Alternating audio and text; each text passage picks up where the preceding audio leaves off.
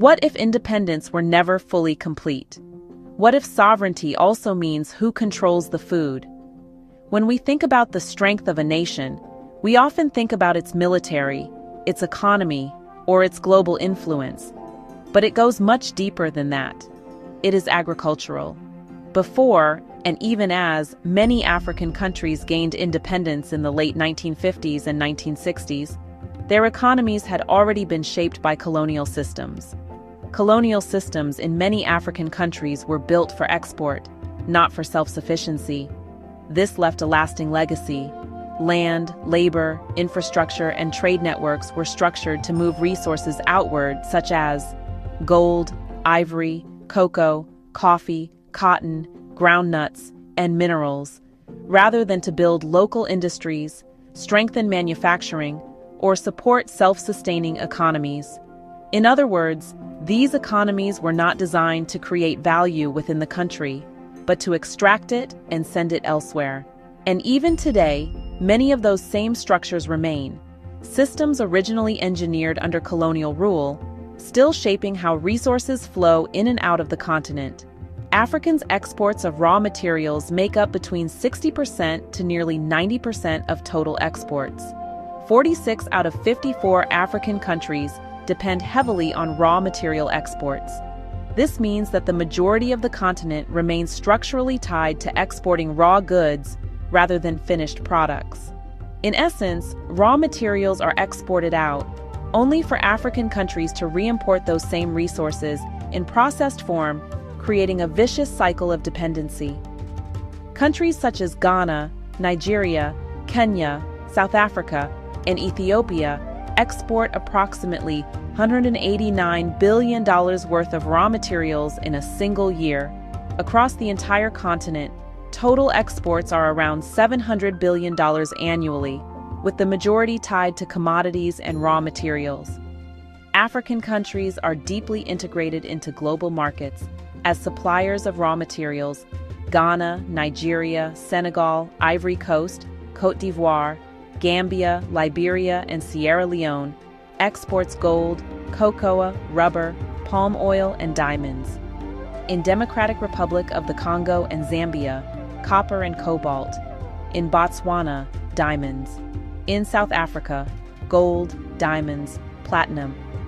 East African countries like Ethiopia, Kenya, Uganda, and Tanzania export tea, coffee, and cotton. Each region was assigned a role in the global economy, not to produce for itself, but to supply the world. Even though Africa exports hundreds of billions of dollars in raw materials, it spends over $50 billion every year importing food.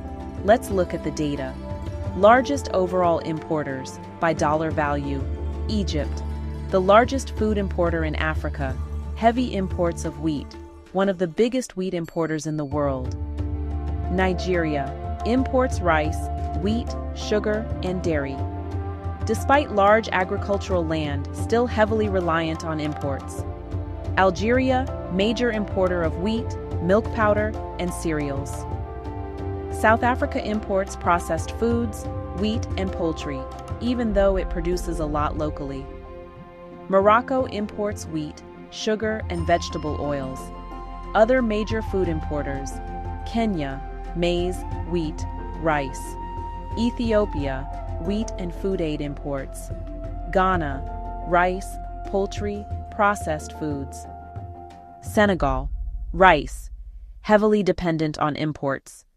Angola imports a large portion of its food supply. So while raw materials and resources leave the continent, they come back processed, packaged, and branded by countries outside the continent, often at a higher cost. Take Kenya as an example. It is one of the world's leading exporters of tea and flowers, products grown for global markets. But at the same time, Kenya imports large amounts of wheat, rice, and even maize, the very staples its people depend on daily. This is not unique to one country.